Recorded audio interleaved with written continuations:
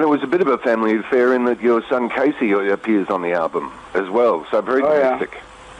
Oh, yeah. Yeah, he got paid. That was his first question. Will I be paid? And so, no, it worked out good. And,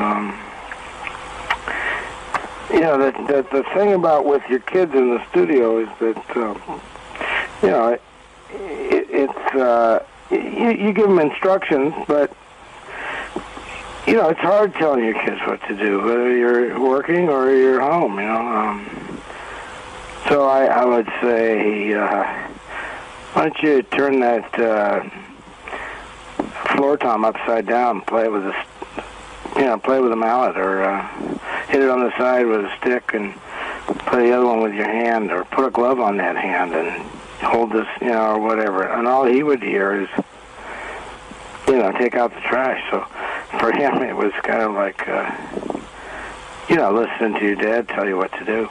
But you know, we got over that, and it, yeah, I think it turned out good. I think I learned a lot more from him than he learned from me, you know, because, you know, he's really out there.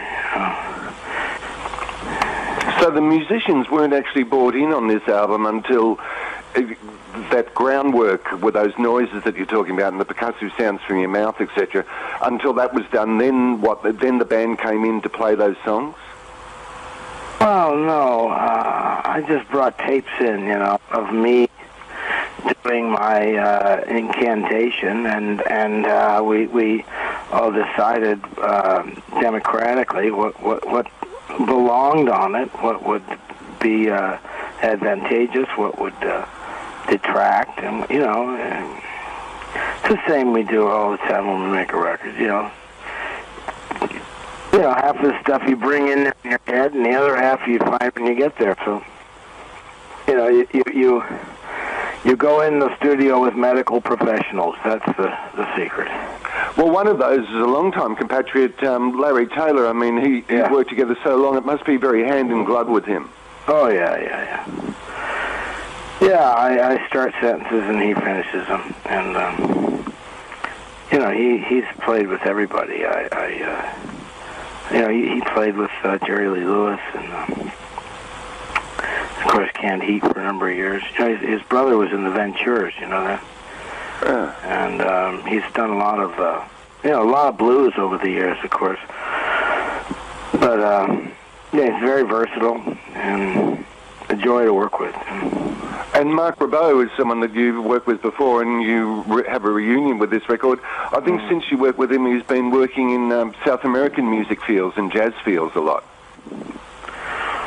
Well, you know, somebody like Mark is, I think, just as comfortable with you know, industrial noise guitar as he is with, you know, legato, you know, very lyrical styles as well. So, you know, he's really someone who does a little plumbing, and he also does some electrical. You know, he's well-rounded and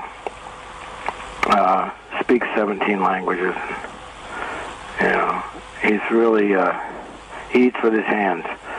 Yeah, brave, strong, and and courageous. You get pretty much left alone, I imagine, by your record company when you're making a record. Like, what relationship do you have with Epitaph Records? I mean, it's obviously been a very positive relationship. You're still with them.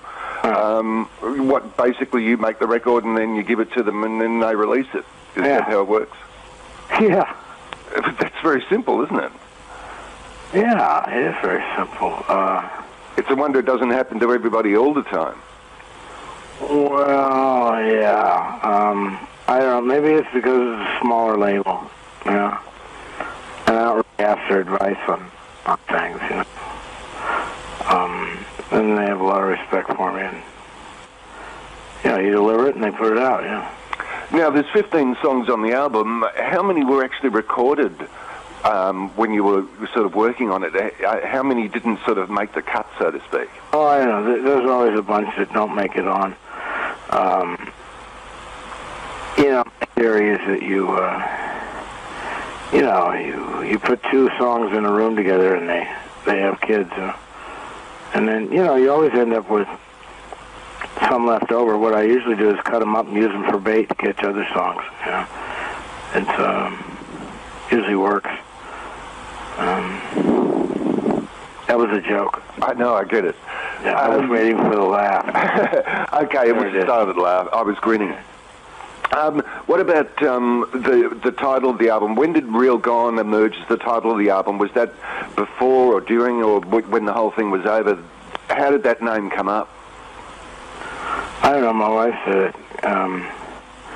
Says all these folks leaving on the record, you know.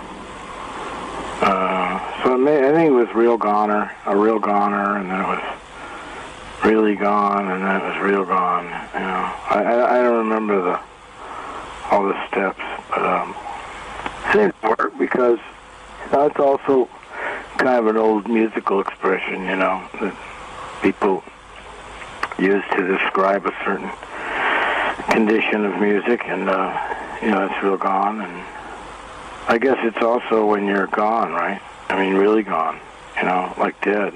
Absolutely. So there seems to be a lot of that on the record too. Now, my particular favourite track of the noisy tracks on the record is Metropolitan Glide. I love that. Oh, yeah.